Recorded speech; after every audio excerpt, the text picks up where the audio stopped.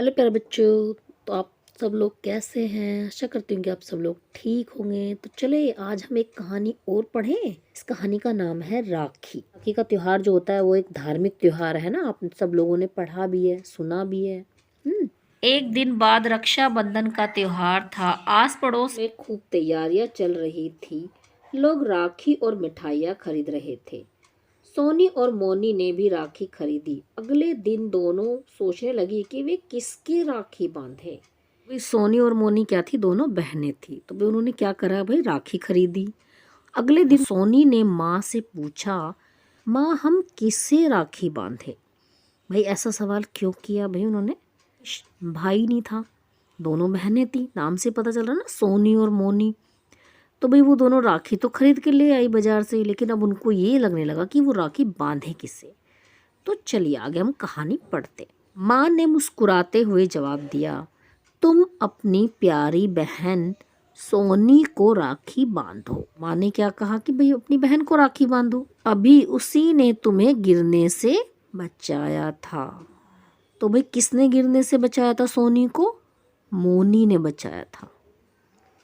सोनी ने अपने हाथ आगे बढ़ाते हुए कहा, मोनी तुम यहाँ मेरे हाथ पर राखी बांधो। मोनी ने क्या कहा सोनी से कि मुझे राखी बांध दो। सोनी की बात सुनकर मोनी ने उसके हाथ पर राखी बांध दी। राखी बांधते ही मोनी खुशी से उछल पड़ी। भाई दोनों बहनें उदास थी ना कि भाई हम कैसे राखी बांधे। तो भाई दोनों बहनों ने एक दूसरे को राखी बांध दी और दोनों खुश हो गई। ये सोनी की मम्मी है, मोनी की और सोनी की। ये सोनी और मोनी है। ये देखिए राखी ले रखी है दोनों बहनों ने। ये देखिए कितनी सुंदर राखी ली है। मोनी ने ही तो मोनी की रक्षा की थी, तो इसीलिए माँ ने उसको यही समझाया कि भाई तुम्हारी जो रक्षा करे आप उसको अपना भाई मानो, उसी को राखी बांध दो। तो दोनों बहनें देखो खुश हो गई ना, इनका मन भी उदास नहीं हुआ कि भाई इतनी प्यारी प्यारी राखी खरीद के लाई हैं, अब हम किससे बांधे।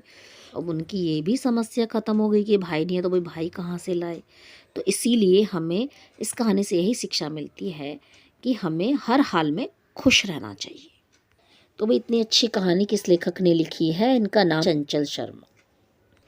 तो बच्चों आपको ये कहानी अच्छी लगी? अब हम इसके प्रश्न उत्तर करें। अभ्यास कार्य नंबर 1, नीचे दिए गए शब्दों का प्रयोग करते हुए वाक्य बनाइए। भाई ये नीचे आपके कुछ शब्द दिए हुए हैं, राखी, मिठाइयाँ, त्योहार, माँ। शायद ये आपकी कहानी में ही आए होंगे, तो इन पे आपको वाक्य बनाने हैं।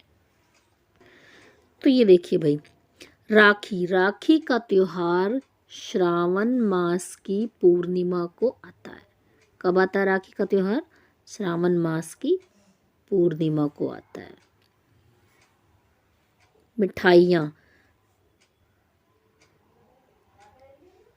राखी पर खूब मिठाइयाँ बनती है। भाई घरों में भी बनती है और दुकानों पे भी बनती है ना भाई। त्योहार, मुझे त्योहार अच्छे लगते हैं। भाई सभी बच्चों को त्योहार अच्छे लगते हैं। माँ, भाई माँ बच्चों को खूब प्यार करती है। प्रश्न नंबर 2, राखी बनाने के लिए किन किन चीज़ों की आवश्यकता होती है? भाई कुछ बच्चे घर में राखी बना लेते हैं, तो उनको किस किस सामान की ज़रूरत होती है? तो भाई ये यहाँ पर राखी दी है। भाई राखी को हमें बनाने के लिए क्या क्या चाहिए? ये बॉक्स नहीं है, इसमें आपको नाम भरने हैं। चलिए भाई देखिए, पहले हमें राखी को बनाने के लिए धागा चाहिए, सुई और धागा।